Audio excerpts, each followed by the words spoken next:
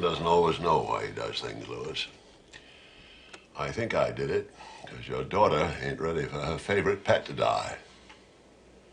Maybe with more time, she'll learn what death really is, which is where the pain stops and the good memories begin. Has anyone ever buried a person up there?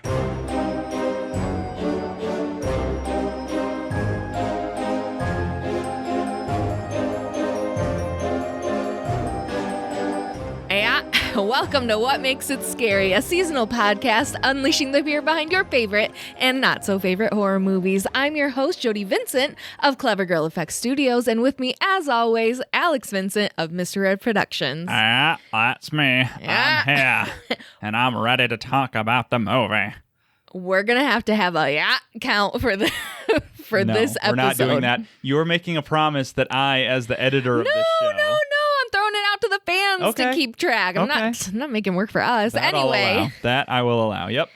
If you're incredibly confused, I don't think so. This is pretty clear so far. It's because you, the listener, have never heard, read, or seen Pet Sematary. Pet Sematary. Which is the movies we are talking about today. That's right. Not Pet Sematary, as you might think it is. It's Pet Sematary.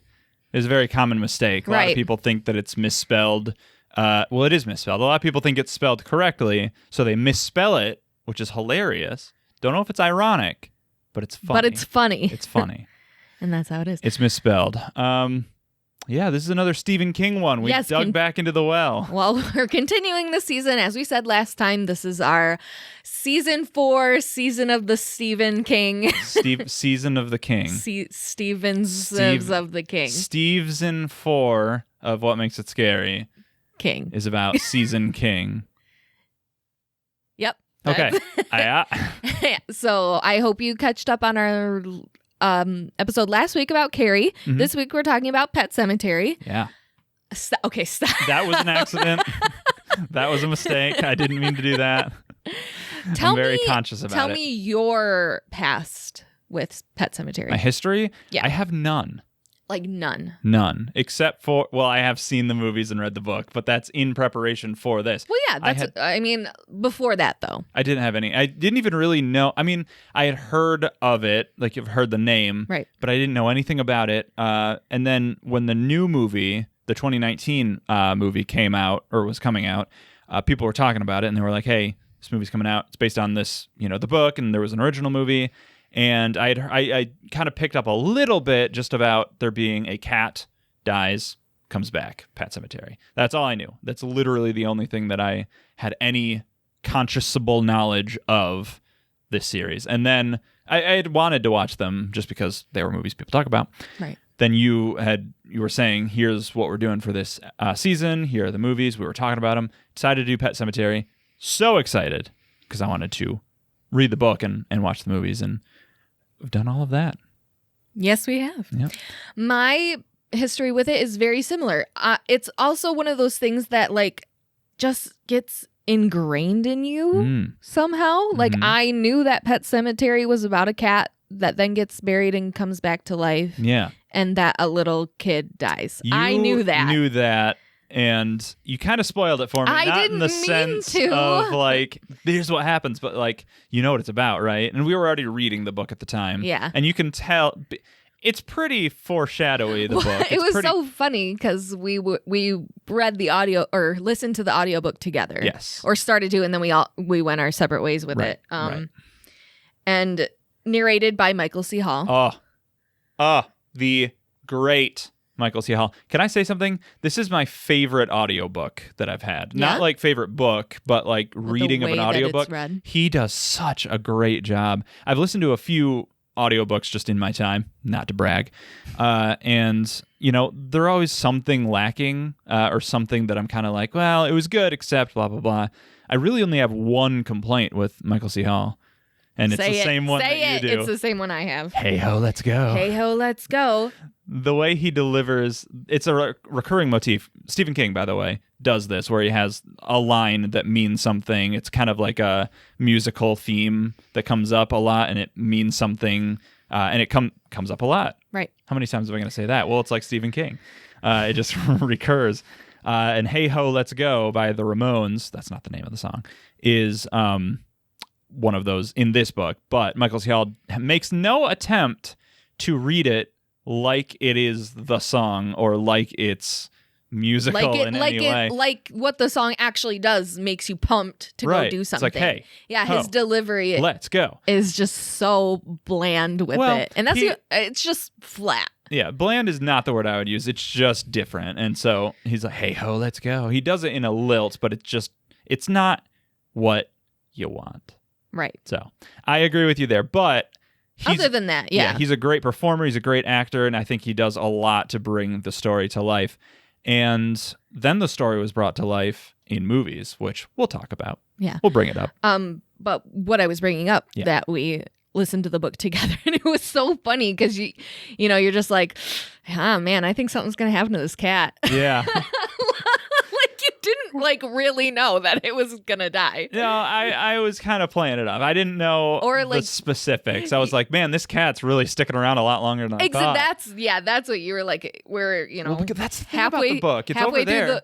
Through the book, and you're like, damn, this cat's still alive. I know, yeah. Well, it's a big book. That's the other thing about it. Yeah. A lot of Kings What was it? It was like 20 hours? Yeah, something like that. 16 hours? It's a long one. Yeah. Audiobook wise, I have no idea what the page count is, but it's a long book. It takes a really long time to get to what I would consider the good stuff. It's a very slow burn, I would say. Slow burn, and then for me, the payoff, the juicy part of it that you think is going to be like it's all coming to a head, and then it just doesn't. But the last line got me. It did. You were shook. You were shaken. I didn't sleep well that night. You were quaking. It just got me. Uh-huh. And so that's why you should go and read the book. It's very good. We kind of spoiled a little bit of it, but we're going to spoil a lot of it. Yeah. We're going to talk about it. The book was written in 1983. It was probably written before that. It was actually written, I want to say 5 years before. Yeah, and he sat on it because it is such... It's intense. A dark... Right. He didn't want to release it. We heard a lot about this on the Stephen King tour. Yes. SK Tours in Maine. Yep. He kind of talked about the story, how he had written it, and then it was kind of put away for a little while. Yeah, put away, then brought it out, and then 6 years later, they want to film it. Well, Stephen King's like, well... I have some stipulations. I have some notes. You have to film it in Maine. And they were like, Steve, you literally wrote the book. You decided everything that happens. And he's like, I'm not done. You would think. I'm not done. Apparently, he wrote the screenplay for this movie. That's kind of disappointing. I didn't know that when I first watched it. I kind of missed that too. Even though I knew that, I forgot it while I was watching the movie. Because here's the thing about the movie. We're kind of jumping a little bit around in the timeline. No, we're fine. It's a kind of forgettable movie. If you think back to 1983, which neither of us can because we weren't alive then. But Right. Well, I remember. When I asked my mom about it, she's like, oh yeah, that movie. Why would I ever want to watch that movie? Well, there's a lot of movies that have a reputation that might not live up to it in the literal text of the thing. But anyway, we'll go back to that. So the book came out in 83, pretty successful. And then, they made a movie in 89. Like you said, King had some stipulations. He said, one, I'm writing this thing. Yeah. I'm putting my pen to paper, but not in a book context, in a script context. Then it had to be filmed in Maine. Maine. And most of the movie is filmed in Ellsworth, Maine, which is very close to Bangor, which is where Stephen King grew up. Bring up the map? Yep, Do you want to bring up the map? Map. Bangor, Ellsworth is right next to it. For podcast listeners, on our video, we put up a map, and then when things happen in Maine around what we're talking about. Right, which is why you should also look us up on YouTube and watch us and not just listen to us. Look at our beautiful smiles. Yes. So we went to, on our tour, the Mount Hope Cemetery, which is where they filmed a couple of scenes from Pet Sematary. Yeah. There are literally shots of very noticeable and recognizable landmarks, like one where Lewis and Judd are talking. You can see stairs that are like leading up to some other path. The camera's like on the actors, and you can see them. We were there. We were there. We like, were on I the walked road. up those stairs. Yeah. And you know who else was there in the movie? Was the man himself. SK. Yeah. Stephen King. of the famous tour. Yeah. Yeah, he plays in this movie as a cameo, He as was a priest. Priest, reverend, for a a funeral that's happening currently. Yeah. So, which is really weird. When you're reading the book, it's set in Ludlow, Maine. Ludlow. Which is very north of Bangor. But it's a real place? Almost to Brunswick. Interesting. Okay. Or Brunswick. Brunswick, probably. Canada.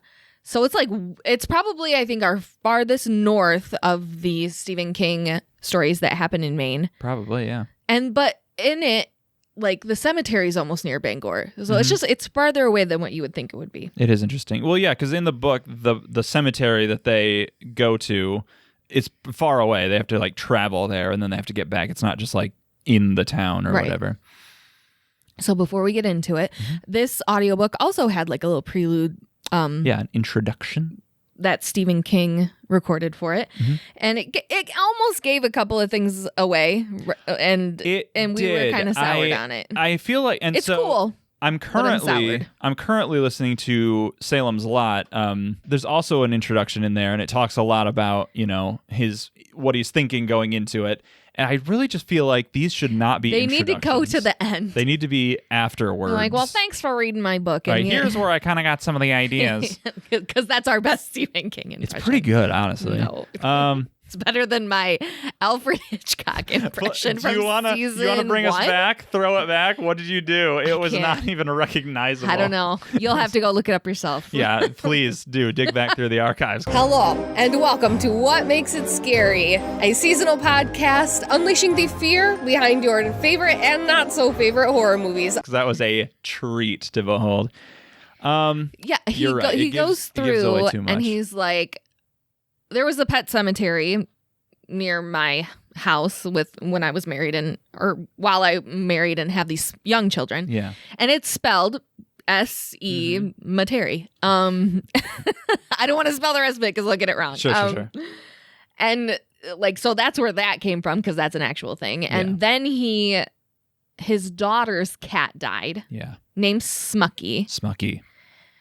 And so they buried him or her in the Pet Sematary. And the daughter had made like this cross to mark the grave, and it said like Smucky, like he is obedient. Yeah. And apparently this cat was anything but obedient. It was not obedient. Per SK. What cat is? Come on. But then he also goes on to be like, well, and I got like that, and my daughter had this big tantrum of like, why did God have to take my cat? Like, God can find his own cat. Let God have his own cat. So that's in there, which is like one of the like most powerful. It's a good speech, lines of the story. And then also he's like, so I had like that idea coupled with this one time that my son like was running towards the road and like almost got hit by a truck. Right, and I caught him, but it was just barely, but it could not like. And he like wondered what would have happened if like I hadn't, because of course your brain does that when something like that happens. Right, so you're already like, oh, okay, well now I know where this story's gonna go. And it also, and this is petty, like this is a stupid bad opinion to have. I recognize that, but it makes it almost feel like, well, what'd you come up with then? Yeah, I find all this stuff, a lot. All this stuff happened around you, and you're just like, yep, taking that, writing it down, we're using that. But you know what? It's fine because I like it. It's relatable. It's all this stuff. But I do find that the more I hear these preludes, that I'm just like, well, damn, Steve, do you like come up with anything? Do you write anything, or are you just like a documentarian of books? I'm like, does anything like come just out of your brain, or do you just look at what's around you? You're gonna have to slap a big old nonfiction label on this thing because it's just true to life. But it makes for a really good story. The book is incredible. I actually really loved it. Let me ask you this: how did you feel about the book? The book? I'm always scared of books. They're scary for sure. No, And we'll talk about it later this season about Christine, that I did not want to read the book. Yeah. Because I thought it wasn't going to be good. And I kind of didn't know what Pet Sematary was going to do. Because it was so long. It's a big one. I was like, I need this to be like Cujo length because I know what happens. That's a shorter one, yeah. Cujo's like 7 hours or so for an audiobook. Nice. And it was good. There was a lot of nonsense that I don't personally like need in the book. There's a lot of business. It's a great story. I like the story of it better than the movies. But like it's fine. Yeah. You had, because when we went on the SK tour, you had said that Pet Sematary was your favorite. Yeah, I was kind of just trying to be a little really weird. Well, everybody had said like the big ones like It and Misery, stuff like that. Stand By Me. Stand By Me. I wanted to be a little different. I do like the book a lot. I really like it.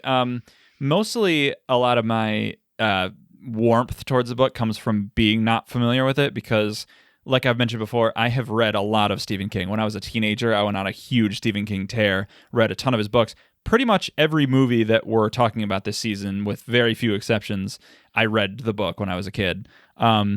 This was one that I had, like I said, no familiar with. So there was like that new thing to it. Even though it was an older book, it still was new to me. So I was excited about that. I think there's something about the name of this book that just grabs you. And I think the way that it's misspelled, it's even if you don't really notice, like me for an embarrassingly long. Oh, me too. Yeah. I'll raise my hand to that. Yeah, didn't like, even realize it was misspelled. Yeah, probably like for a good chunk of my life spelled it that way. Yeah, and 'cause it's finally like, got that's how my you shit spell it, together. right? But it's just a really great name, like Pet Sematary. Seeing it, like seeing the cover of it, it's a very there's something really just nice about it, right? In a bad way. And then the story is obviously very gripping. It has themes of death, and not just in a way that Stephen King horror book. It's about death. This is about this is death. It's like a main theme of the book. So I really liked it a lot. All right, let's get into the movie. Yep, the first they one. made a movie of it, and they we did should probably in talk about that. 1989. Picture it. Ronald Reagan is almost gone. Thank We're God. almost done with him. We only got a couple more months. I don't know when this actually. I think he ended in 89. This movie probably came out around the summertime, I'd guess. He's probably knows? gone by this point. Who knows? Hell yeah. Get out of here. Get on out, Reagan. We don't need you. So the story of Pet Sematary is a family, the Creeds, consisting of Louis Creed, Our dad. Yep, his wife Rachel Creed, their son, their daughter Ellie, and their son Gage. Right. Daughter's about 5. Gage, the son is about 2. It's about the movies kind of play around with it, but I almost think they say Gage is like 3, but like the way that they write him is like 1.5. Yeah, he's pretty young. Like, he can hardly speak in the book. In the book, he can hardly speak. He can hardly speak. He's kind of barely forming words. Similar in this first movie, but it's like I said, it's like loose. It's not really exact. Right. And they are moving from Chicago, which is where Rachel's from and where they met and fell in love and whatever. And now moving to Ludlow, Maine, because Louis Creed is starting a new job on campus of a university. Yeah. And is going to be the leading physician. Yep. He's a doctor. Just like our good friend, Dr. Lawrence Gordon. He's a doctor. And I want to say right off the bat, this actor that plays Lewis is bad. He's almost worse than John Travolta in Carrie. He's giving a Johnny T level performance. Because at least Johnny T had a character that he tried to do. Johnny was doing something that was bad. This guy's not doing anything. It's so frustrating to watch because this is such an emotional story. Like everything that happens to this everyone family. who has a child or a pet should be able to relate to this story. Yeah. Fully and deeply. Yeah. And this guy, the best case you could make is he's doing like that blank canvas thing that you could put anything onto. It just doesn't work here. No. He's so nonchalant. No. It is. And did you say that this person's playing Louis Creed? Yeah. Okay. The guy who plays Louis Creed. Everybody else in the movie is good. I think Rachel does an amazing job. I think Ellie is probably my favorite, but let's not even forget who we need to be talking about. So the Creeds have now moved to Ludlow. Yep. And they're settled in. They got this house. And their neighbor moving in. They meet their neighbor named Judd Crandall, played by Fred Gwynn. Fred Gwynn, the immortal Fred Gwynn. Not immortal. He's dead. But he was immortalized in the TV realm as Herman Munster from the titular Munsters. The titular Munsters. Yeah. I'm not gonna lie. Yeah. Please don't. For a long time, because I knew this movie and I had seen parts of it. I thought Judd Crandall was played by Dick Van Dyke for the longest time. And I'm so embarrassed. That is embarrassing. And I will be making fun of you forever. But how good would that be? Imagine that. He would do a great job. We could make that today. He did yeah, we could. He did a terrible accent in Mary Poppins. He could do a terrible accent in this. It wasn't. What? Don't you dare what? hate on the Dyke. Okay. The Van Dyke. Don't call him that, first of all. Secondly, that's a famously bad accent. I don't care, though. It's charming. Yes, sure. It is charming. It works for the movie. But I'm not bad. Cockneyan, so I can't You just say Cockney. That's fine, though. But no. Fred Gwynn's accent is very good. I don't know how accurate it is. I'm not a Mainer either, but as it's written, yeah, it is exact. The problem with it that I have is Michael C. Hall doing the audiobook. Yeah. He's such a good actor. They're almost interchangeable to me. They're very similar. I think they sound exactly the same. Yeah, they're very close, but he probably emulated it after Fred Gwynn, let's be real. Oh, he probably did. Yeah. So but yeah, he does a good job. His accent's very good. He's probably the highlight of the movie, second to Ellie. I think you're forgetting somebody who I think takes the cake. Church the cat. Oh my God, you're right. Okay. This cat is so cute. It is the cutest cat in the world. He's so chunky. He is. And he's gray and he's pudgy and he's so cute. He has the most photogenic face. He's got the roundest, just most picture perfect face. It is It makes me want a gray cat so bad. It does. And even when, spoilers, the cat gets scary, it's always cute. It's always cute scary. I think he's very scary when he's scary, but it's always cute and scary. That's very important to note. This cat, you're right. What makes it cute and scary? That's the name of the show. That's what we should. Yeah, for sure. As I throw my pen. So the Creeds have just moved in. Judd is their neighbor, and they find on their property that there's this path. Yep. And Judd's like, "Oh well." They're like, "What's that?" And he's like, "Yeah, I'll show that to you one day." That's a Pet Sematary. He knows a lot about what's going on. Because he kind of grew up in the house that he lives in. Right, which is right across the street. This street, by the way, the road. Very active in the truck department. There's this company, Orinco, which I believe is not a real company. I don't know. I said Orinco truck to my mother the other day, and she didn't say, huh? Sure. So I'm guessing they're real. When I was listening to the book, I imagined that was a type of truck, like a model almost, or like a shape, like a big semi-truck or whatever. It's the brand that the company the trucks come from work for. I tried to Google this, and the only thing I could find was look, I made an Orinco truck from Pet Sematary, and it's like a little model thing. So it must not be real. I think it's not real, or it's an extremely local thing, because I also was finding some stuff that was like Orinco brand t-shirts, but it might be from the movie. Probably. Like an Etsy thing. I don't know. I would love to know if this is a real. Let us know. Please tell us, because Tweet I was struggling. I don't think it's real, but it might be. So yes, there are these trucks that are always going too fast on this road. Yeah. And, Judd says, hey, just be super careful with your kids and if you have any pets, because this road uses up a lot of pets. Yep. Meaning that they get ran over. Yeah, that's so that you should really get your cat fixed, then he won't wander as much. Yeah, sure. Okay, you could also just keep your cat inside. Right. You close the door. Filthy animal, is that what you were going to say? I was going to say, you filthy cat owner that doesn't know the rules of cats. Right. Well, yeah, so they meet Judd. He saves Gage from wandering out in the road, and then and then all this stuff happens. Then Lewis goes to work. This is what they're here for. He has a job at the and this movie U of is M. fast. It's not Yeah, U of M. University of Maine. Actually, yeah, Yeah, it it's is okay. U of M. All right, we're from Michigan. Yeah, so go blue. Go blue.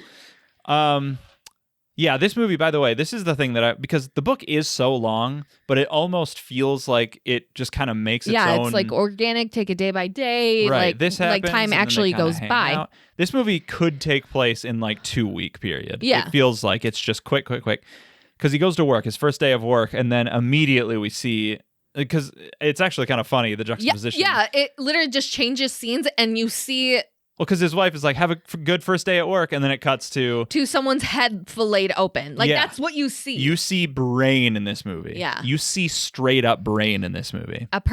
This man Yeah. has been hit by a car Mhm. on campus, and there are students that are like carrying him in like a sheet, like up to, like, why wouldn't you just? I guess there's no cell phone, so like, what do you do? Why wouldn't you just call the police? That's what I was just saying. Why wouldn't you call 911? Well, they do But- have phones, but they're probably more like in offices or Yeah. things like payphones. But me in my brain, I would be like, oh, campus doctors aren't going to do jack shit for this guy. Right. We got to call in the big guys. And that would be correct because they can't. No. He dies. We learn this guy's name is Victor Pascal. Pascal. But in the audiobook, I thought for sure it was Pascal. I thought it was too because like how that's you measure. a name. What do you measure in Pascal's? pascals? Oh God, I should know Pause. this. Pascals measure the unit of pressure. Right, pressure units. So Yeah. that's a name that people have. Yeah. And Pascal, as far as I know, isn't. I'm sure So- it's a name. It's a. I don't buy it. What are the white people that aren't really white? The white people that aren't really white. Canadians? No, Polish people is what I meant. Okay, yeah. He could be Polish. Because their last names usually end in like ski or cow or like that type of thing. Okay, sure. But yeah, so he dies. He does, alone with Lewis, come back to life and Right. gives like a little He gives speech. a really long monologue in the book, In the book.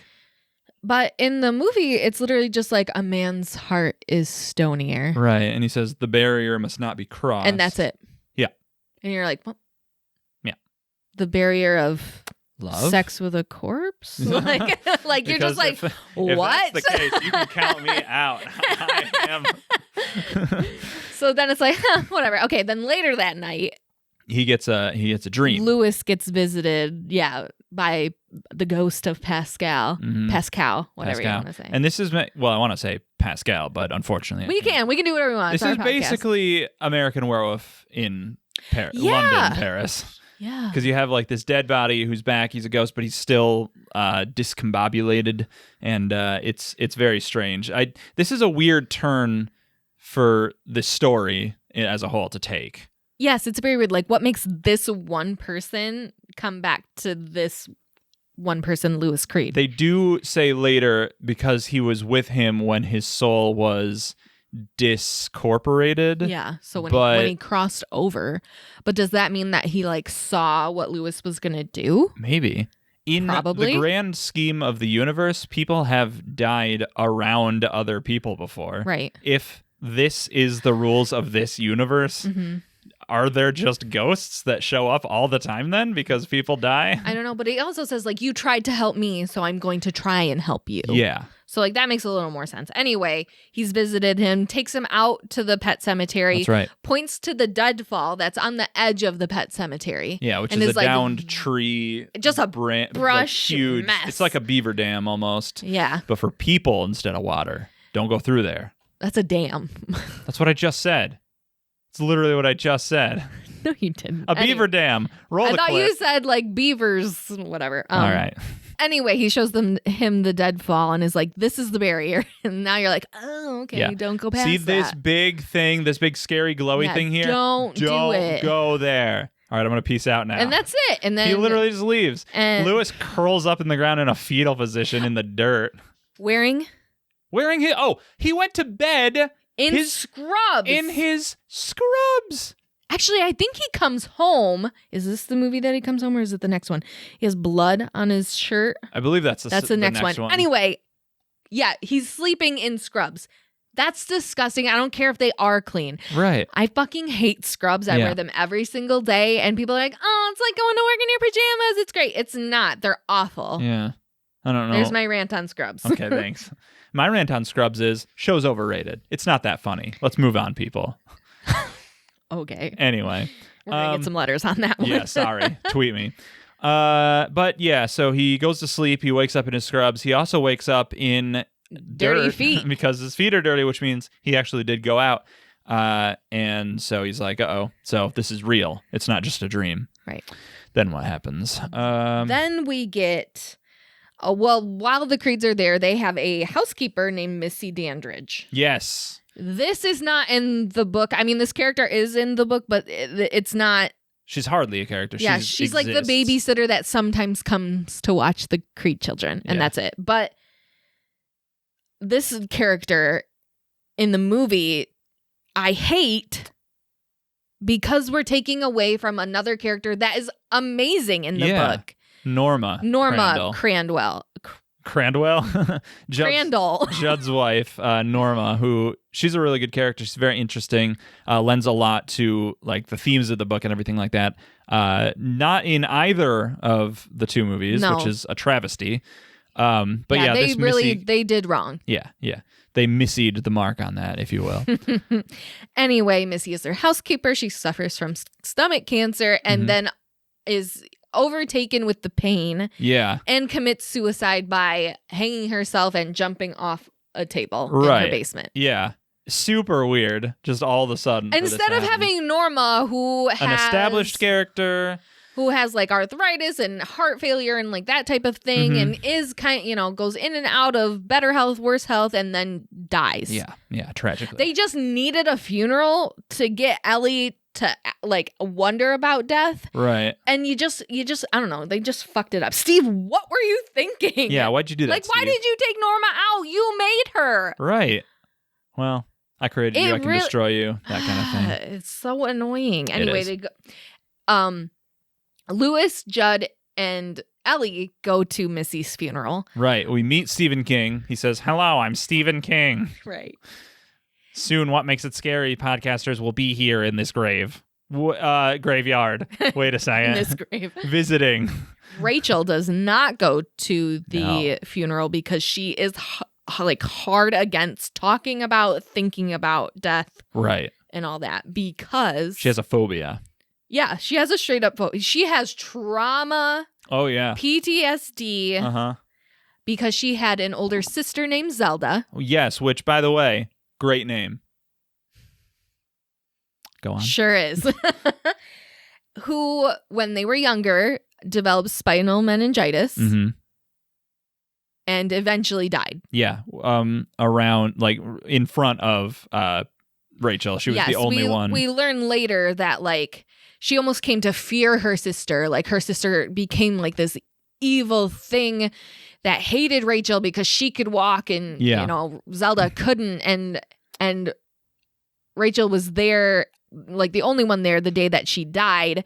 And it's this whole big thing that Rachel's, like, confiding in Lewis about finally. Like, he always knew there was something, but he didn't know. Right, the specifics of it. That, like, she was overjoyed, like, when Zelda finally died. Yeah, and that's not a good mentality to unfortunately, to it is live something with. that a lot of people deal with when someone who's sick for a long time does finally die. There is this sense of relief, although she's a child, and so there's a lot different. Yeah. Zelda, by the way, played by Andrew Hubestek, something like that. It is a man playing. Very clearly her. A man. Yeah, it's terrifying. It makes for a very striking visual image, like the makeup and the way she's presented. Like her back's all like twisted. Yeah, the back is exactly what I pictured when it's described in the book. Yeah, and it's not nice to, or it's not great. Not right to vilify people who get these problems. Right. Like, I don't know the specifics of spinal meningitis. I assume it is a real thing, but it attacks your spine. Mm-hmm. So it I would imagine. yeah. Yeah. So it just literally tears you inside out. My father had spinal meningitis. Really? Yeah. And I don't know how, but he like recovered from it. Wow. I know this is like years, but it was like right before they got married. So like 84 is when my parents got married. Interesting. And it was like 6 months before that, he got spinal meningitis and was in a coma for 3 days. How did I never know about this? Yeah. I don't know. You don't listen. We've been married for 10 years. Shut up. Almost. Yeah. So, well, that's crazy. Yeah. So But- it's just crazy to think people used to die from it. And like my dad obviously has no problems with it now. But Yeah, it's yeah. just like, So we have to focus on the movie because this is a movie podcast. And in the movie, this makes Lewis say like, wow, I hate your parents even more now because of this. Even though their hatred of each other isn't really a thing in the movie. Like, it's not established. yeah, it's not as deeply, well, that's their way of saying like, oh yeah, we have bad beef is Right, because I right. hate them even more now than I already hated them. Like, I don't know. I think it's just Mhm. like a old trope that of course you're going to hate your in-laws. Yeah, I guess so. But it's in the book, it's very well established that they have like this Yeah. villainous relationship with each other, which feeds into a lot of stuff. Right. So yeah, Rachel tells about all this and is like, that's why I'm so cagey about death. So if we could just keep the death talk to like a down low, that would be great. And meanwhile, Ellie's like, what's going to happen if my cat dies? Right. It's like, tell me about Not death. my mom, not my dad, not Don't my care brother. about 'em. I only Don't care care about about the 'em. cat. Don't care about him. Tell me about Winston, Churchill, Winnie, the church. the church. Cat's name is Winston Churchill, by the way, aka Church. Yeah, so she's upset about that. She kind of gives that like, God can have his own cat. This one's Yeah, mine. this is my cat. Yeah. But then they're like, you know what? Let's table all this. Let's go to my parents. Let's get out. Let's just leave. It's Thanksgiving. We got to get out of here. Lewis, you're a nothing character. We don't care about you, so we're going to leave you behind. And like Rachel and the kids take off to her parents. He stays behind. I guess he has work to do. I guess he's like a doctor or something. He doesn't want to go anyway because he doesn't like his in-laws. Yeah. So he stays behind. He's home alone and immediately gets a call from Judd Crandall. Says, guess what? You got to get over here. There's something you're going to want to see. But you're not going to want to see it. But you are going to see it. But you are going to see it. Goes over there, and this big pile of gray fur. It's the saddest thing. It sucks. It's like, I think this is your cat. Got hit in the road by one of those trucks. Dude, if that cat got hit by a Rinko It would truck, be it would be in a obliterated. million pieces. Yeah, this cat looks good by Yeah, comparison. it literally to what, is just like slumped over like in the grass. yeah, it's just laying there. This cat actor, by the way, or as I call him, Catkers, he's very good. He does a so great job. cute. He's very cute. It's very sad when he's dead. He's like frozen to the ground and they have to peel him up. Yeah. And Judd's like, listen, Lewis. Do you love your daughter? You love your daughter? Well, guess what? We got some work to do. Get the cat. I'll get the shovels. Meet you up in the pet cemetery. So they do. They go up to the pet cemetery. They bury him. They go past the deadfall. They're like, here's the pet cemetery. Guess what? There's another pet cemetery. All right, there's 2 pet cemeteries. There's a good one and a bad one. He doesn't say that. The good pet cemetery is the normal one. Everyone knows about that one. But guess what? There's a secret other, like beyond the deadfall. There's this other. Enchanted by the Micmacs. Right. It's the Micmac burial ground. Now we have to talk about this. Yes. The Native American burial ground trope is a problem. Yep. It is this othering kind of mysticism of this culture that is not cool to do. No. I do think the book kind of makes it a little better in terms of Respect. well, it's respect, but it's also like they didn't do any. They just found the ground just like we did. Like they didn't have any special Right, and it's stake in and it. it's also just happens to be enchanted by the Wendigo, Right. which is a indigenous American Right. urban legend. Yeah, it's kinda type like- thing. It's almost like Jersey Devil. That, Yeah, you know, it's just part folklore, of this, right? Yeah. Again, I think the Wendigo whole thing is part of this like mystical kind of Native American magical thing, but it's still at least a folklore in terms of like, hey, there's this monster out there that it's. I think that's okay to pull from. I don't know. I'm not Native American. That is, but to just like before, like villainize, like anything Right. that is sacred, you know. Yeah. It's So bad. right, we have to mention that, but that's out of the way now. But they are like, hey, you got to bury your pet here. He doesn't really explain why. He just says you got to bury your own. Right. You bury your own here, so you have to do the work yourself, which I think is just an excuse. Guy's I know, guy's a little lazy old. ass. He's lazy. Well, when you bury it, you buy it. That's right. And that's what he says about that. That's right. I went to a store once and they told me that. Like, you bury it, you buy it. So I would know a thing or two. But he does. He buries it. They go back and they're like, ooh, what a day. And the next day... This is one of the scariest scenes of the whole movie. This got me. I jumped when this happened. Even though I knew it was, it wasn't a surprise. Lewis goes into his garage, flips on the light, and the cat is back. And they do this. He's back and he's pissed. They do this effect of literally like shining lights in the cat's right eyes. Into the cat's eyes. To really, what's the opposite of dilating? No, it's like it's how cats and dogs can see in the dark. Right. It's like dark vision. Yeah. Like a D&D thing. From D&D, yeah.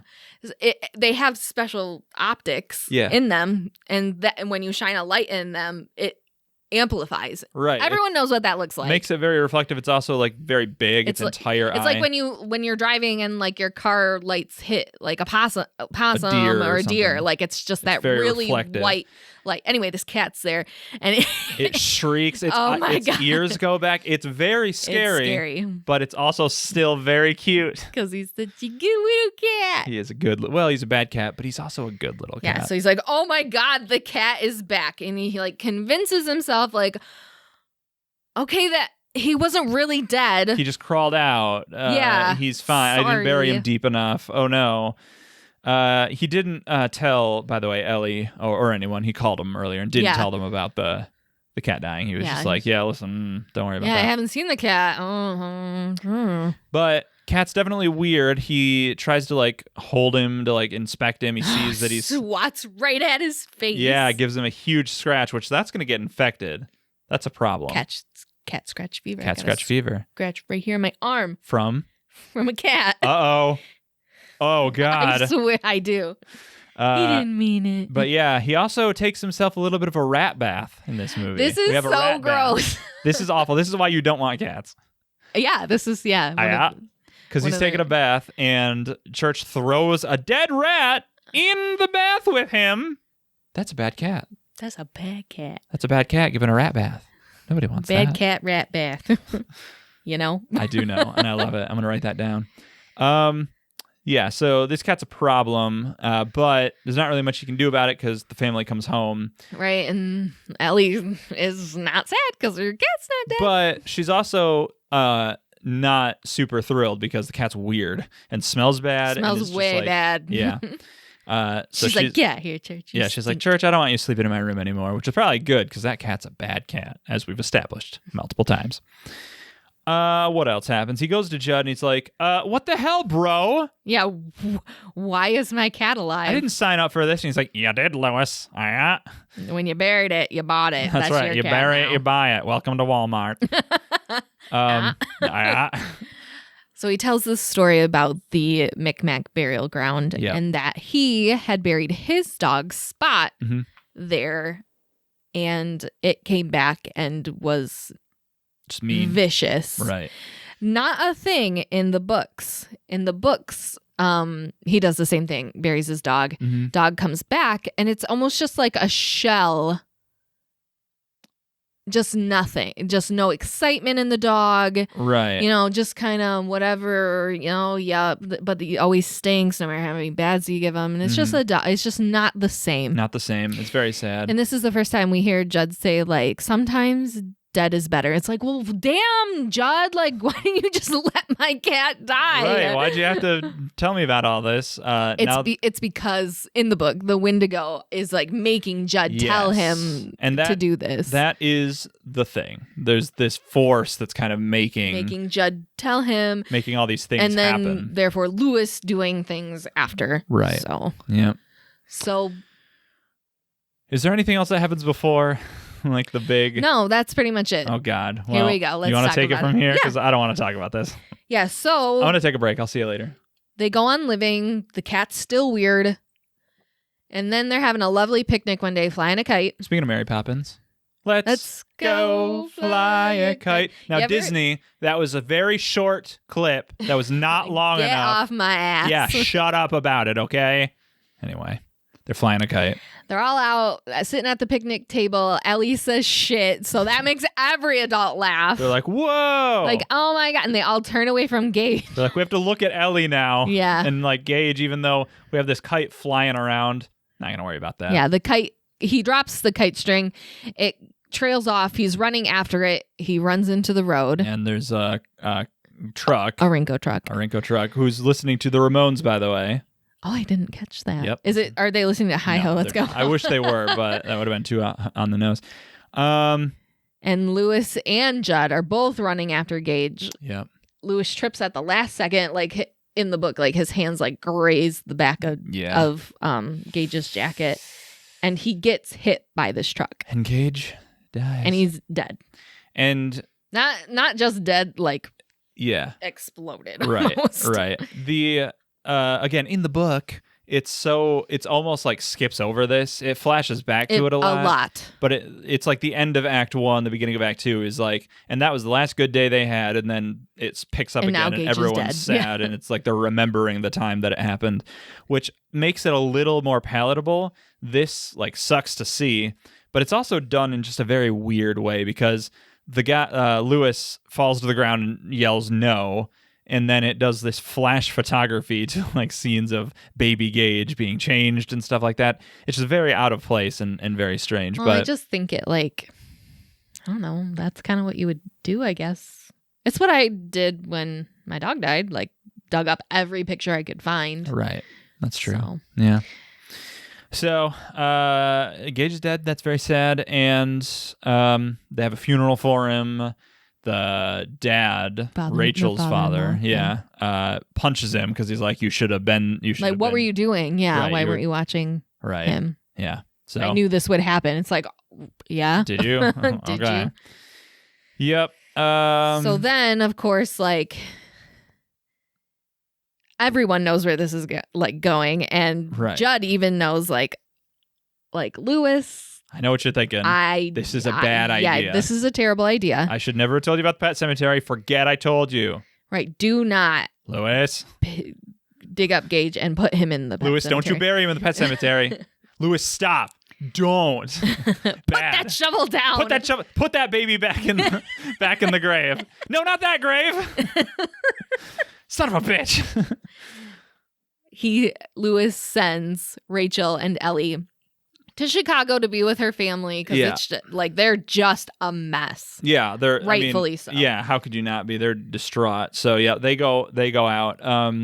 And Judd comes over and says, "Listen, don't do this because you're not the first one to like bury a person in the Pet Cemetery. There's another this has happened before. Mm-hmm. Timmy Baderman died in the war. Which war? Who knows? And the Vietnam War. Okay, maybe. He said the Vietnam War. All right. And it was a bad time. He came back, but he wasn't. His father the same. buried him in the Micmac burial ground. He came back. He was cannibalistic, crazy, an abomination. Right. And so the good white folk of Ludlow. What? It's very KKK like. Went there. And burned down his house. They're like, he's an abomination, he must be killed. So they burn it down. Again, in the book, it's very different what happens when he comes back. Yeah, because, it's almost like a third eye of like knowing all. Yeah, there's and this. Then it's like this scene. intelligence. It's almost like this other being has inhabited him and is like making him know all of these inner secrets of everybody, right? And is like revealing them and reveling in their like misery and everything, right? Whereas in this, he's just kind of almost a zombie, which I think is a little disappointing because I agree. Right. I like that knowing your deepest, darkest secrets. Like, oh, your wife sleeps around on you, and it's like, how does it know that? There's obviously something supernatural. I mean, I know it's a dead person coming back to life. It's just a little different. It's just more intelligent. Yeah, and I think that's very interesting. I wish there was more of that in the movie. We see a little of it later, but not as much as I would like. Right. So, of course, Lewis doesn't listen. He's like, that's fine. I'm going to bury my dead son in the burial ground now so that he can come back to life, and it'll be great. So he goes back to the Pet Cemetery that we went to, not the Pet Cemetery. He would go to the regular cemetery. The Mount Hope Cemetery. Yeah. Digs up Gage, takes him, buries him in the Pet Cemetery. You're really going to skip past your favorite scene in the movie? Which is what? Was when he was digging the grave, and That's your favorite part. Okay, fine. I'll tell You it can then. talk about it. A cop comes up and he hides. He's In like the grave. In the grave. He like dips down, and then the cop is like, nothing to see, no one to shoot here, so he leaves. And Yep. cops. The cop leaves, and Lewis comes out, and he like laughs, and it's weird. And I only I got away with I only it. bring it up because this actor is such a weirdo and like not an actor. Right. For most of this movie, that when he does do any acting, it's just like, what the hell? Yeah. Okay. So that happens. Yeah. He buries Gage in the Wendigo or the Micmac burial ground. Oh, he sees he sees in the water a tentacly abyss-like face come up and look at him. It's the Wendigo. But I they don't guess ever say so. that. But It's so weird. it's very weird. It doesn't come up again. It was Right. not established before. It's just his face.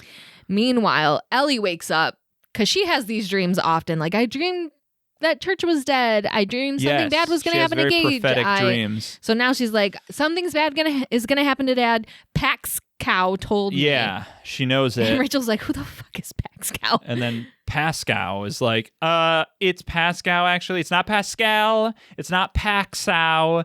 It's Pascal. Damn it. I'm sick of people telling me that. No, it's not. he does show up and is almost like, just a ghost, like talking into Rachel's ear, like, hey, this is going to happen. You need to go home Yeah. and You need to get home because And save Lewis. something's up. She doesn't know any of this, but she No. feels it. right. Now, this I like. The whole Pascal helping her out. He's like, she's trying to catch a plane and he stops a door by holding it and Yeah, says, I don't mind it. let him in. I think that's very cool. It lends into the Wendigo is actively working to make the Pet Sematary stuff happen and have Gage be buried and come back. There's another force, it might be Pascal himself, or Pascal might just be a vehicle, a vessel for this force, but there's a force of good Yes. trying to make things right. Or maybe it's maybe if the end result is what happens at the very end. No, I think he is the force of good. It Yeah. just doesn't work. Okay. Well, the point is Pascal as a ghost is influencing these things. I think it's really cool. I do think it just comes out of nowhere. He's established at the beginning of the story. He tells Lewis about the Pet Cemetery. Then he vanishes for most of the movie until the finale of it where he's helping Rachel. I wish that he were peppered in more kind of influencing I things. agree. That would make it a little more, even instead of just all at the end. Right. So Rachel calls Lewis. He doesn't answer the phone. She calls Judd and is like, hey, something's happening. Lewis isn't answering. This is very strange. And of course, Judd's like, well, yeah, I know have where he is. a pretty strong idea what he's up to. So Why he's like, he didn't walk his ass out to the Micmac he's an burial old ground. man. He's an old man. Doesn't matter. You know how long it would take him to get out there? A He year. wasn't even there yet, though. Well, that's fine. You should have got up out of your chair, stopped drinking Budweiser and smoking, and go out to the Micmac burial ground He to cut did. him off at the pass. He did. He got up out of his chair. He sat on his porch and he sat down and he waited. He was like, I'm going to find him when he Falls comes asleep. back. Falls asleep. Meanwhile, Lewis comes back from his house from burying Gage. Which is very quick. It's just I'm going to go bury Gage. Okay, now I'm back. In the book. Oh, it's in the book- forever long. Yeah, I want to say half the book is devoted to Yeah. him going to get Getting Gage. into the cemetery over a fence. Yeah, and then getting And out. possibly skewering his balls on it. Almost, yeah. Just like church. That's telling. Wow. Anyway, Lewis falls into the bed, falls asleep. Yeah. This little Gage wakes up. shadow. I thought this little comes- shit No, this comes little back. shadow comes into the house. Steals his scalpel, which is in its own special case. I do not understand this because You know a thing or two scalpel about blades scalpels. are disposable and should be disposed But after the every. handles- Yeah, the handles you can just autoclave and sterilize, Wow. and then just hook a new blade onto it. I've Why never you been have more one attracted free? to you than right now. That's strange. But yeah, I don't know why. Unless this was Well, I don't it was even the know. 80s. Yeah. It's a huge scalpel, and it exists in its own special little little case. It's just so that we as the audience can know that he knows the scalpel's gone. He sees the empty case. If it was just buried in there with the rest of his equipment, you wouldn't know, what's he looking for? But he Gage. Why Gage doesn't immediately kill Lewis. We'll talk about this. I have a lot of problems with But this. he goes over to Judd's house. Yeah. And he kind of like toys with him. Right, toying with him. He's doing spooky shit. Mm-hmm. And eventually he kills him. He does so by hiding under the bed, cutting his Achilles tendon, which is awful. It's horrible. He falls to the ground. He slices his mouth, like gives Joker him like a Joker style, yeah, which is cool. And he says, "Do you want to know how I got these scars?" No, then he falls over, starting to bleed, and Gage rips his throat out. With his teeth. Yeah. He goes to town chewing on him. This is a scary kid. Meanwhile, Rachel has gotten her flight and is driving back, makes it all the way. She hitchhikes on one of these Orinco trucks, which seems gross to me. Yeah. But she gets there, and before going into her house, she hears like something pulling her to Judd's house. Yeah. And it's like Gage like calling to her. Right. She goes up there, and like it's just this crazy moment. I can't even imagine what you would do if like you saw your dead son. Right. Well, first she sees her sister because oh god, I forgot about that. Yeah, that runs up to her. It's like terrifying, and then her sister just turns into Gage, which I would be like, fuck you. Yeah, well, you don't know what's going on in her brain. She's probably broken at this point. Yeah. But he runs at her and it cuts and it's off screen, which I don't love this. I guess it's better than what happens with Lewis. Yeah. But she dies. We later see because Lewis wakes up, sees the scalpel's gone, goes over to Judd's because he sees the tracks. Mm-hmm. But first he's like, oh shit, I gotta clean house.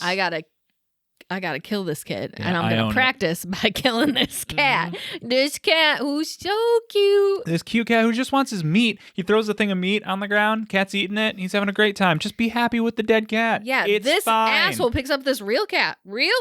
Yeah. And I think he puts a sedative in him. It's supposed to be like a morphine shot, like to kill so him. much to it would kill the cat. Right. It's sad. It's very sad, yeah. Because the cat's literally just like yeah, slumps on the ground, laying right on the meat, which that's bacteria infested. You don't want to do that, cat. But you're dead, so who cares? Right. In screenwriting, there's this trick, and it's called save the cat. And it's when you want to establish a character as being good, you have them save a cat. In this movie, they want to establish Lewis as being evil, so he kills the cat. Good job. I thank you for that writing lesson. You're welcome. You can take that to the bank, the Stephen King bank. He probably owns the bank in Bangor. Oh, he probably does. He owns everything.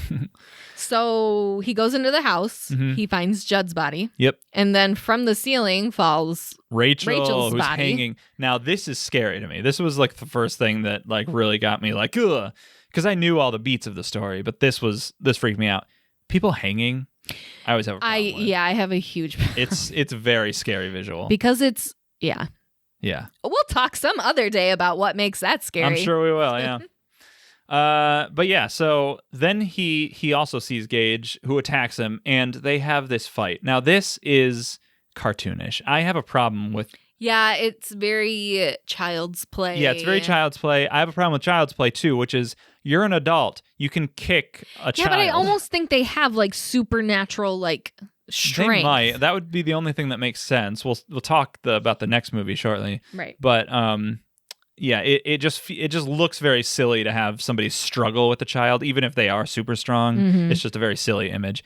Eventually, he is able to stab in the neck, which I hope that's a retractable needle. It is. You don't know. It was the 80s. They didn't have that rules. kid would scream bloody murder if you shot him in the neck with a real needle. Right. Instead he just goes, no fear. No fair. Which I don't get this because I don't know. The Wendigo? Is it the spirit of whatever? Or is it the baby? Or is that the baby? Yeah. I don't get that. But I don't know.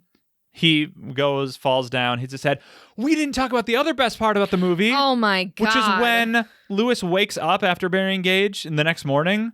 He wakes up, he falls out of bed, slams his face into the corner of a bedside table. Like straight up. Like his eye. Like the actor did this. This wasn't like a stunt in the movie. This was, he actually hit his head. Holy shit. Yeah. I don't know how he didn't break his eye bone. I changed my mind about the Rachel hanging thing. This is the scariest thing. We both saw that and we're like, oh. And then we had to rewind it to make sure that that's what we saw. Like, did we see that? That was crazy. But he just like goes on with his life. He's just like, what? So actually, I commend him. He's an amazing actor.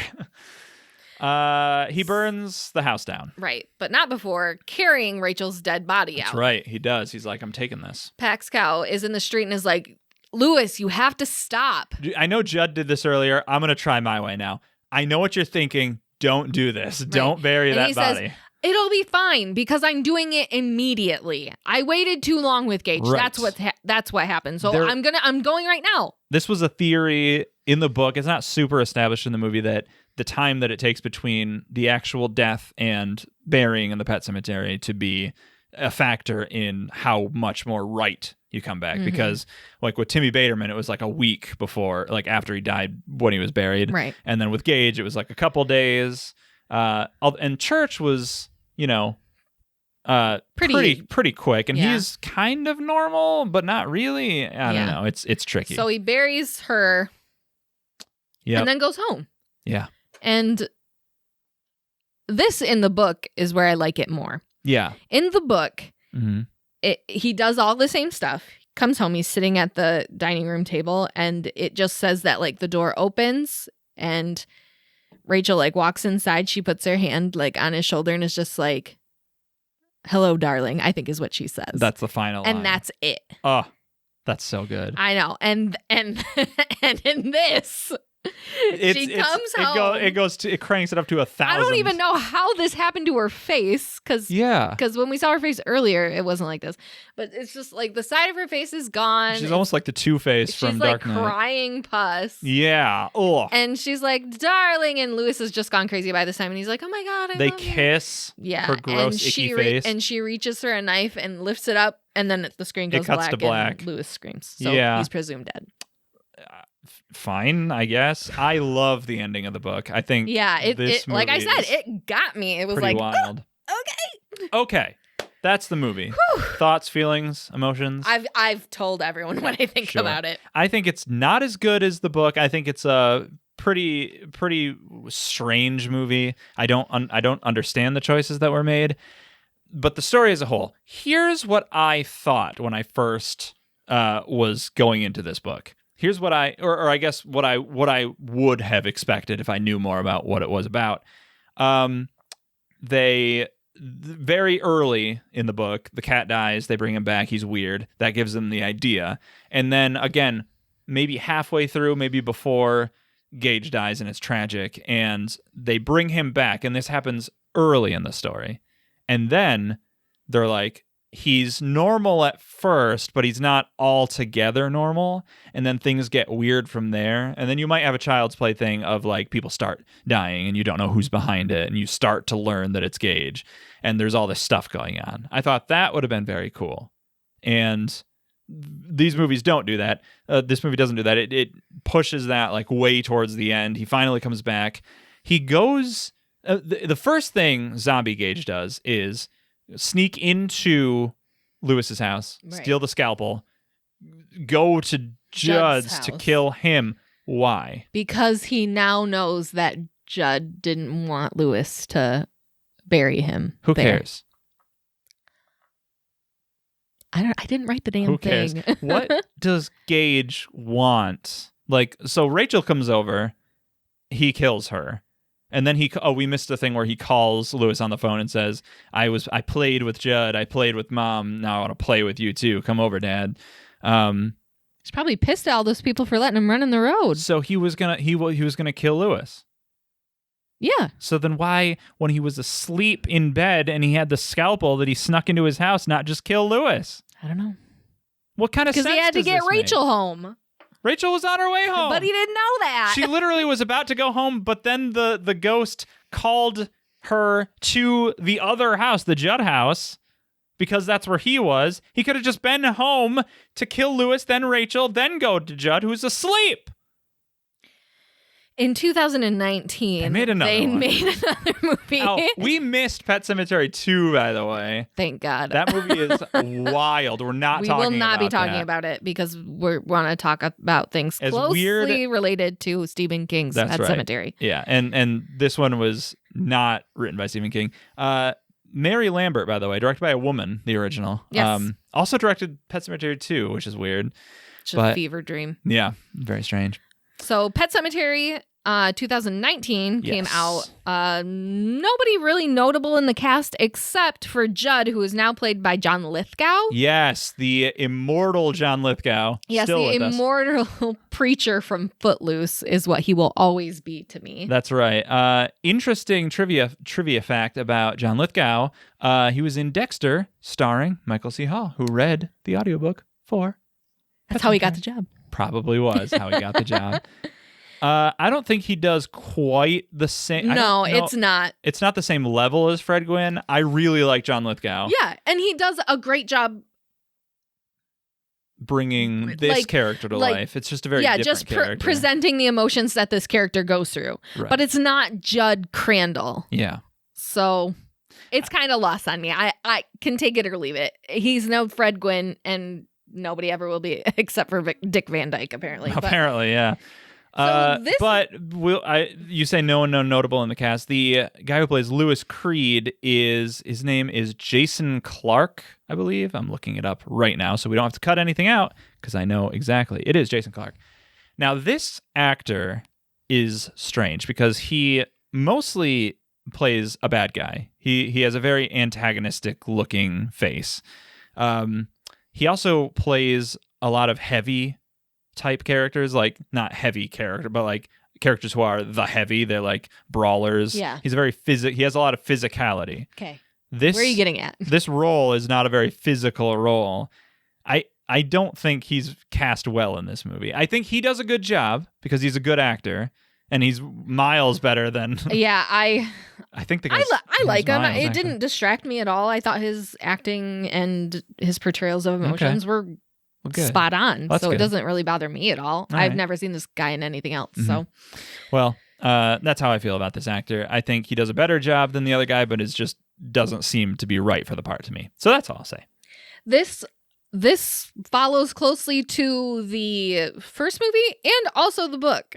I think it does a good job Okay. until later on in the movie, which we'll get to. Yeah, I would say it's extremely divergent from But everything. it still has like this. You still get the same themes, but they know that people are coming who have Yes. watched the original Pet Sematary, and here's the this is thing. what I love. Yeah, this remake, it is aware of its audience's expectations. Yeah. It knows that it's a remake. It knows that people are going to be expecting things of the story, and it plays with that. I think that's really cool. I think they make a lot of decisions that are interesting. I don't know how I feel about them yet, but I will get into how I feel about them. I love that they do these Yes. things. I think I'm just gonna call out the things that are different. Okay. Because it's basically the same story. Right. One of the biggest differences is that instead of Zelda like choking and dying, Yes, this is weird. Rachel, there's a dumbwaiter in Yep. their house, and so she just like puts the food on there and pulls it up even though she's not supposed to because it's broken and not going right. But she can hear Zelda like hobble out of her bed Mhm. and then like crashes down the dumbwaiter Right. and dies. Yeah. To me, this is a little silly. It's a lot of business. Like, it just doesn't feel as realistic. It doesn't feel as realistic, but like later on when she's having these reoccurring like thoughts about it, it's pretty scary. It's pretty scary, yeah. You're right. That is a big difference. Another big difference is when they get to the house in the beginning, Ellie goes off on her own and finds the Pet Sematary. She finds the Pet Sematary. She sees a bunch of kids wearing animal masks. Ugh. This is weird. This is very Wicker Man. It's very Wicker Man, yep. I don't like it. She goes off on her own and finds the Pet Sematary itself where John Lithgow, Judd, meets her. And it's weird. It's a weird scene. Old man out in the woods with a little girl. I just have to point it out that it's very strange. And like the movie at no point mentions how weird it is. Like Rachel shows up and it's like, oh, who's this? oh, it's my friend Judd or whatever. Yeah, it is very strange. I don't know about this, but it's fine. So then, like, there's also this one part which I think is really funny. Ellie is talking about, like, oh, I don't want my cat to die, and blah, blah, blah, blah. Mhm. And Lewis says, well, me, Mommy, and Church are going to live for a long time. Yes. And then they're like, engage. And yes, he's like, engage. engage. Right. Which it's playing on your expectations. into it. I love that. Mm-hmm. There's a bunch of Easter eggs in this movie. Yeah.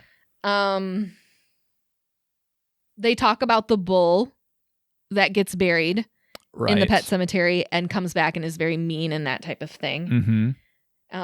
In the background, you can hear somebody talking about like a big Saint Bernard. Yes. Like, referencing Cujo. And then even like when Rachel is coming back from Chicago, she's driving and you can see a sign that says dairy 20 miles.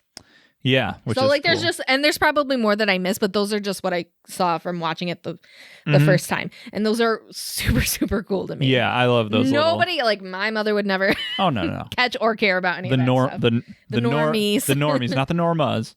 Yeah, there's no Norma in this one either. Yeah, what the hell? What the hell? Anyway. So annoying. So but a lot of things are the same. There's some differences, like we said. Church dies while the family's still in town. Yes. And in fact, like they're having a birthday the birthday scene is, I think, later. Yes. Okay. This is Halloween. Right. On Halloween, they like Judd calls him over. It's like, hey, Lewis, come here.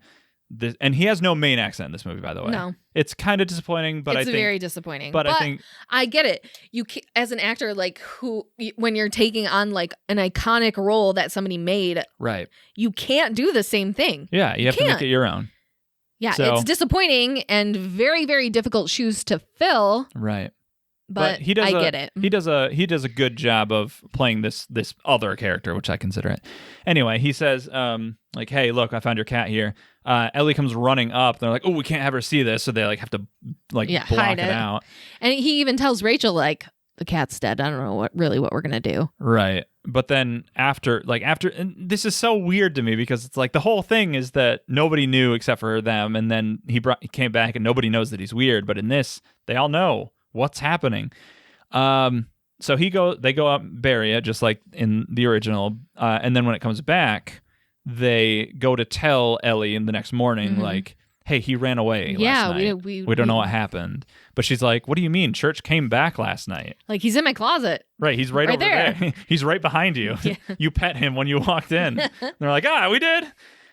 He's back, and yeah, they make this cat look filthy in this version. Like, disgusting to look at. Well, he was buried. So was the first one, but the first one he looked kind of normal. He's a cute cat. So this cat is also bad because when Rachel and Lewis are in their bed, he jumps up and brings a bird that's not even dead. Right, not even a dead bird, a dying bird. And is chewing on it like a bad cat. Yeah, it's a bad cat. So let's get to it. Okay, so, oh my God. So Lewis actually like takes the cat out because he's so bad and whatever, and like drives him out and leaves him for dead, basically. Right. So now it's Ellie's birthday. She's sad because her cat's gone missing, and and then all of a sudden, like, they're playing this game of like run and hide. Yep, hide and seek. Yep. And she kind of runs out towards the road and is like, "Oh my gosh, there's Church like walking down the road." Right, yeah. So she like goes out to meet him. Meanwhile, Gage is playing hide and seek. So he's like, I'm going to go and hide. And seeing Ellie and is like, oh, well, Ellie's out there. I'm going to go out there. And there's a big truck that comes by. Mm-hmm. And everybody sees it coming. It's coming to Gage. Lewis runs out there and scoops up Gage. Yep, grabs him, scoops him out of the road. And the truck, like, seeing Gage, like, swerves.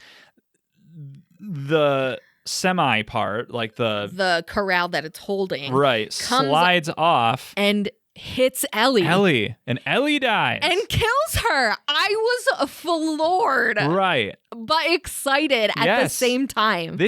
So here's what I want to say about this definitively. This is cool. This is great. I don't like the scene though. No, yeah, the scene doesn't carry as much weight as it should. Right, the CGI is not good in this, like the truck crash. It feels very much like you're watching a Final Destination movie. Yeah. It's like, okay, so the kid is in the road because they were playing hide and seek, and then so the thing falls off because he swerves. But because the cat was back, Ellie's in the road too, and so she gets hit. It just feels very like... I like it because it gives meaning other than Gage just like running towards the road, which is exactly what he does in the book. Right, he's he just just runs. running, and he's running for no reason. Yeah, I think it's because And like in they're the first- chasing him and it's fun. He thinks it's Right, but in the first movie, he's just running because he's a stupid little kid. So Ellie's the one that dies. I love that twist because it is, like we said, playing with your expectations. Right. You know the story. Everyone's like, and it does, because you're like, ooh, here's where it's gonna happen. He's just gonna get hit, and it misses him. You know, every time you watch a movie that you hate something that happened, you're like, oh, just ring the bell sooner, and then you won't hit the iceberg. And Yeah, that right. type of thing. Good reference. Thank you. It's just like catch Gage and he'll be fine. Yeah, and he then does. They do. And then Ellie. And then Ellie dies. Yeah. So Ellie is a character. Like An actual personality. person, whereas Gage is not. Gage, a in both cute versions, baby. he's a baby, which is still very tragic, but Yeah. it's like a real character dying instead of like just a prop. So almost. same type of thing. They have her funeral, Yep, everyone's bummed out. all that, and Yeah, what happens next? After that, I think he does send Rachel and Gage away. No, I wrote down a note. They leave of their own volition. Oh, so in this one, they just decide, like, we need to get away. We're going to Chicago. Which they make a very clear point in the book to make note of, like, it's a bad idea to leave in a time like this because, for one thing, you need to be together. You don't want to suppress those emotions. You don't want to be away from the place where something bad happened. But in this, they're just like, we need to go, so they go. And then... right. Jason Clarke, I think this is where he pays off because he plays like the deranged Lewis very well. Like just lost his mind. Like he's almost a bad guy in this at this point because he drugs Judd. He like he like has a beer with him by a fire and like puts something in his beer. Because he knows like Judd would stop him. Because Judd's almost like, I know what you're thinking. It's a bad idea. Don't do it. And drugs him. Yeah. Yep. So then he goes out to the cemetery, digs up Ellie. Not the same cemetery I was pissed about.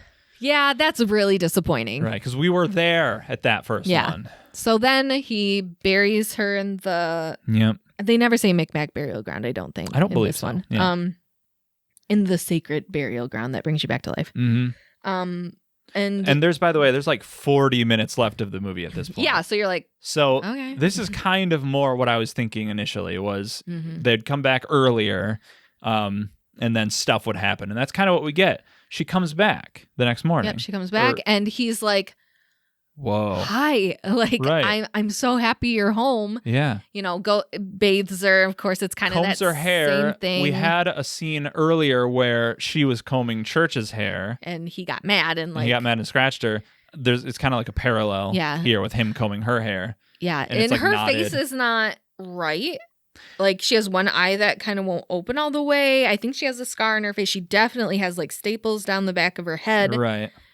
And you had mentioned that Church had the same thing. His like one eye is like drooped after he gets hit. So like the parallels between this cat and Ellie are very exact. So she's trying to be normal. She kind of gets it that she's like, I died, didn't I? Right. She is acting kind of normal-ish. She's like weird, but she's like dancing. Herself. Yeah. But then she's like starts knocking stuff over. throwing stuff around and is like, I'm dead, and Mom doesn't care that that I died. She didn't do anything. Yeah, you're getting those hints of like the Timmy Baterman thing where it like just drudging up old wounds and like being hostile and delighting in the hostility. And you can tell like Lewis is even starting to get scared of her because like she just says like really random things and then she'll just be like, will you stay with me? And he's like, yes. Sure. So then like the next day Judd comes knocking on the door and is like, what are you hiding, Lewis? Like, I was fucking asleep in my chair because you drugged me. Yeah, I slept in a lawn chair all night. I can't move. Yeah. You know how much pain I'm in? And he's like blocking the door so he can't see in. But I do think that he does kind of see her or like sees. As he's walking away, he sees her through the window. Oh, and yeah, she through sees the upstairs window. This I like too because it justifies the thing I was complaining about with why does... I wrote that down. Yeah. Because now Ellie's like, you don't want me to be alive, Judd? Well, I don't want you to be alive. Right. Like, so yes, it gives action, motivation to kill Judd. Yeah. So she, again, takes the scalpel, which is, again, in its own little case, goes over there. And we see this. So there's this, again, this scene of him like, oh, what's going on? What's happening? Yes. He gets down like by the bed, or no, he kicks the bed. Well, what happens is he's near the bed, and then we see a shot of his heel. Yeah. And it like zooms in on it. And again, because you've watched the original, you're like, it's playing on your expectations. You're like, here it comes. But then he kicks the bed and there's nothing under there. And he's like, okay. So then he goes downstairs. And as he's walking down the stairs from behind the stairs, she literally just like shoves the scalpel through his ankle. So it's the same thing. You do still get that same thing, but oh my, I love it. It just like fucks you up. That's cool.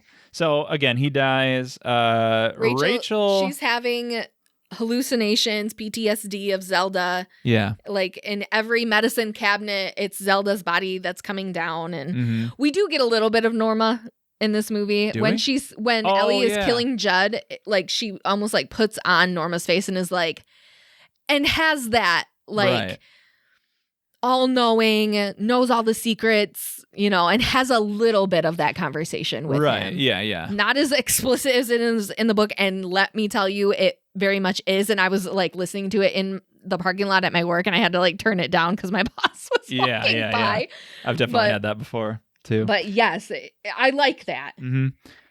So yeah. Then Rachel comes home. Rachel and Gage come home, and they reunite with I want to say Jason Ellie. Clarke. No, the Lewis. The father, Lewis. Which again, in the original and in the book, like she comes home and she dies. And it's like chaos, pandemonium is happening. She's like, "What the hell did I walk into?" And then she dies. In this, she like gets to get back with Lewis and is like, "What's happening?" And then sees that her daughter's alive. Right. She's already freaked out. She's like, about no. She's like, nope. I'm having none of this. And Lewis is like, just give it a chance. It could be a normal family again. Right. Like he's trying. This is where I think Jason Clarke shines, because he's like so out of it and like lost. Yeah. But he's like, we can make it work. Yeah. Ellie goes to like hug her mother, and like she's won't like, even. No. Yeah. She's like, I have to go lay down. Right. So she takes Gage. They and lock so herself. And Ellie's immediately just like, yeah, she doesn't like me. I'm gonna kill her. She has to die. Yeah.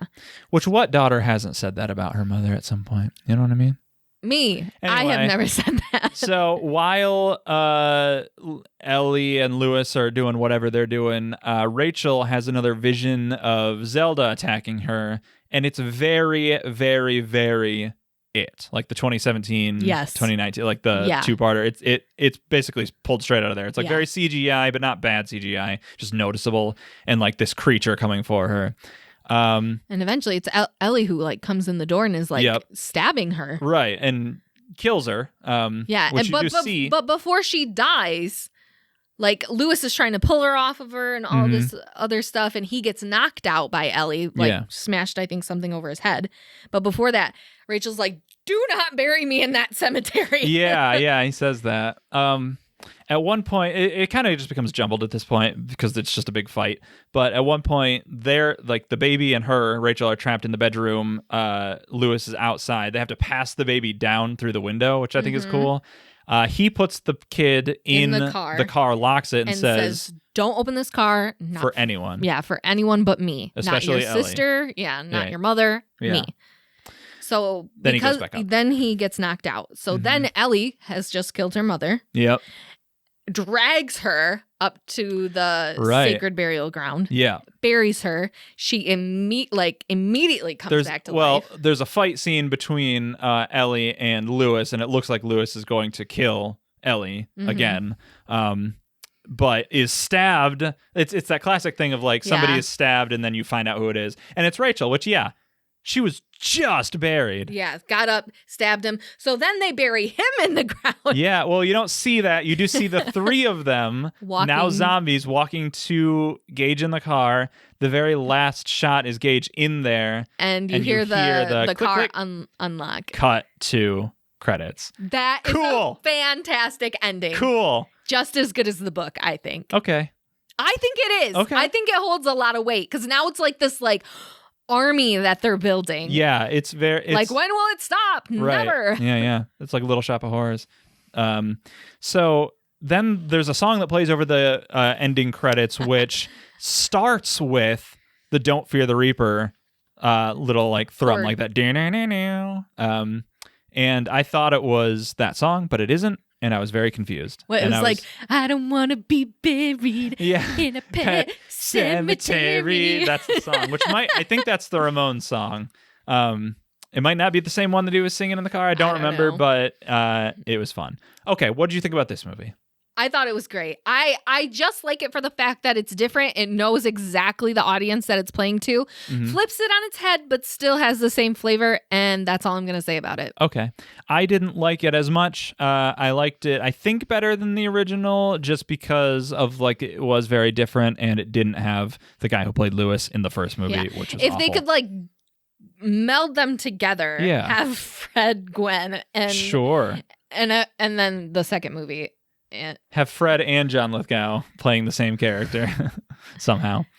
John Lithgow could play Lewis. Who gives a shit? Sure. There's no rules. Yeah. But yeah, so those movies are fun. I thought it was great. I don't think either of them were as good as the book. I thought the book was better than both movies in this case. I thought the 2019 one was like pretty darn close. Wow. Okay. I don't think there's just any way that you can put that much weight into it without it being a mini series or a Sure. freaking 4-hour-long movie. Ooh, like Zack Zack Snyder's Justice Snyder. League. Yes. I don't need that. Okay. You're on your own. So yeah, Okay. we made it.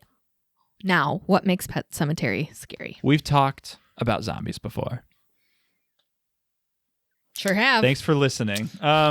But yeah, the idea of death is obviously a huge theme in this book, and the whole thing about death not being the end, which we've talked ad nauseum about, it's very scary. It's very perverse.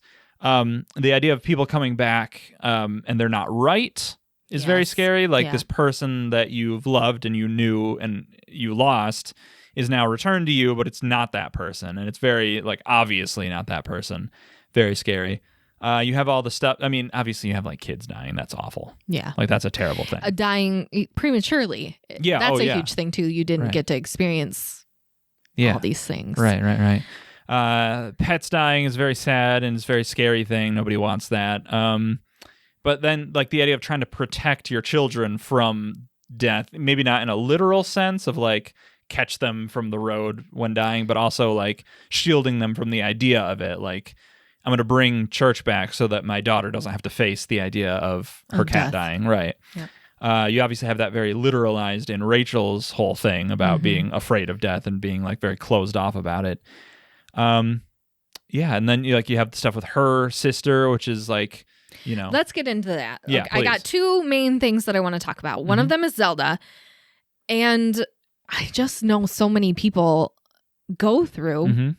It's seeing somebody that you love and they are either just aging and dying. Mhm. You know, they get to that point where it's just like, okay, death would be, Dead is better. yeah, sometimes death is better. Like death will release you from this and all of that. Or if they have dementia and they're no longer that person and they're nasty and they're rude and they're mean and that Right. type of thing. Like I completely went through that with my grandfather Yeah. to where in the end I was like, good. And that makes you feel like a shit person. Right. That's an awful thing to feel about yourself. But I think that's just something I think that's like natural. so, yeah, I just think that is a part of this story that is so grounding Mhm. that everybody can relate to in one fashion or another. Yeah. The other part is trauma of dead pets. Yes. Holy shit. I had no idea this was such a thing. Yeah. I had a dog growing up. Mhm. Her name was Katie. She was an outdoor dog, Mhm. which like now that I think back to it is so stupid. An outdoor only animal. Yeah, an outdoor only dog That's in silly. Michigan. I mean, Right. we brought her into the garage and we had a heating lamp for her, so she was never like Freezing cold. right. And when Katie died, I mean, she lived like 15 years. Mhm. That's a long time. Yeah, I was ready. Sure. She had gotten this like tumor on her side, and she was just getting slower. I loved her very, very Oh, yeah. much. Yeah. And when she passed, I didn't know. She had passed in the night, and my dad had taken her out to the woods that he went hunting in, and she went out there with him and buried him. Like it was I was not like Involved. Until the next morning, I had not known that it happened. Right. And I preferred it that way at that time. Okay. And then the next dog we got was Bridget, who I had just said to my parents, like when we were thinking about getting another dog, I was like, oh man, we should get like a Jack Russell. And that's what they did. And we did. It just happened to be like my aunt and my uncle were like, oh, Uncle Tim works with this guy who's getting rid of his Jack Russell puppy. So, they brought him up to us, and we had 12 years with Bridget, who was a stubborn-ass dog, but was she great. She was not obedient. No, she was very not obedient. Yep. And that's just Jack Russells in general. Yeah, they're a stubborn breed. But, like, she was an indoor dog. She was my mom and dad's, like, bed partner. She slept with them every night.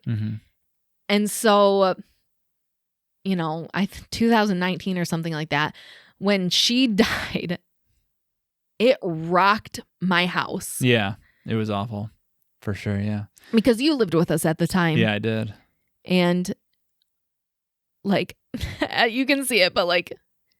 It was not good. No, the hurt that it can cause. Yeah, and, like, you're never really ready for it. I mean, you can be more ready in some cases, but it's never something that anybody wants to go through, for sure. Yeah, it's just so different because pets do not live as long as we need them to. No, they don't.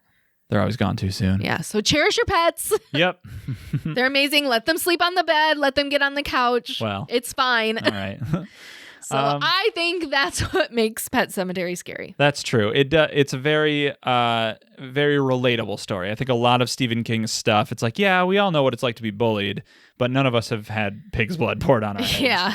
But we've all lost loved ones. We've all lost pets, and we can all relate to that. And like that just intense desire to like to have them back. Right. If there's anything I could do to bring them back, I think it's extremely. Nobody is watching these movies and being like, why would you do that? At any point. Right. Even if it's like, this is an awful idea, I wouldn't do it. I wouldn't bring Gage back if I knew. Yeah. But you understand why somebody would. Someone would, because that just... It's like that country song, If I Only Had 5 More Minutes. It's like that country song. Which they then turned into a Hallmark movie. Aww. They took that one line from that song and made a whole goddamn movie. Those people are so creative. They can do anything, man. Yeah. All right. Well, I think we've said all we need to say on Pet Sematary. Yeah, it was great. It was. It was a great experience for me. I was very excited to watch these movies, very excited to read the book. I'll be very excited to see where it ranks when we're finally done with this, like compared to everything else. Yeah, absolutely. So, speaking of everything else, next week, yeah, tune in. We are going to be talking about Misery. Yes. I'm excited because that's only one movie and not two. Hell yeah. Hell yeah. All right. Well, cool. That's it. I mean, you can follow us on Twitter. I mean, tell us, did you like Pet Sematary? Did you like Pet Sematary 2? Why? You're weird. What's wrong with you? But you can tweet at us. Tweet at the show at Makes It Scary. You can tweet at me personally at Clever Girl, the letter F and the letter X. You can tweet at me at Mr. spelled out the long way, Red Plays, at Mr. Red Plays. Let us know if Orinco is a real thing. I'm losing my mind. I'm losing sleep over it, No, don't lose sleep because sometimes dead is better.